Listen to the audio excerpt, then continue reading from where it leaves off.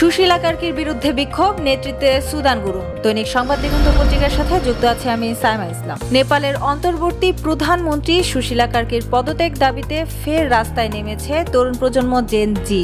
গত রোববার 14 সেপ্টেম্বর রাতে রাজধানী কাঠমান্ডুর বালুয়াটারে প্রধানমন্ত্রীর বাসভবনের সামনে বিক্ষোভে নেতৃত্ব দেন জেন জি আন্দোলনের অন্যতম নেতা সুদান গুরুং। তার সঙ্গে ছিলেন আগের বিক্ষোভে নিহত ও আহতদের স্বজনরাও। আন্দোলনকারীদের অভিযোগ, নতুন মন্ত্রিসভা গঠনের সময় তাদের সঙ্গে কোনো পরামর্শ করা হয়নি, তাই কার্কির পদত্যাগ ছাড়া বিকল্প নেই বলে দাবি জানানো হয়। সম্প্রতি তিনি আইনজীবী ওম প্রকাশ আরজালকে স্বরাষ্ট্র ও আইন মন্ত্রণালয়ের দায়িত্ব দেন। এর আগে রমেশ্বর খনালকে অর্থমন্ত্রী এবং কুলমান ঘিসিংকে জ্বালানি মন্ত্রী হিসেবে নিয়োগ দিয়েছেন। গুরুং হুঁশিয়ারি দিয়ে বলেন, আমরা যদি আবার রাস্তায় নামি কেউ আমাদের ঠেকাতে পারবে না। এর আগে 8 সেপ্টেম্বর দুর্নীতি ও সরকার বিরোধী নিপীড়নের প্রতিবাদে জেন জি রাস্তায় নামলে সহিংসতায় অর্ধশতাধিক মানুষের মৃত্যু হয়। উল্লেখ্য, সাবেক বিচারপতি সুশীলা কার্কি গত 12 সেপ্টেম্বর নেপালের ইতিহাসে প্রথম নারী সরকার প্রধান হিসেবে শপথ নেন। তবে দায়িত্ব নেওয়ার কয়েকদিনের মধ্যেই তার বিরুদ্ধে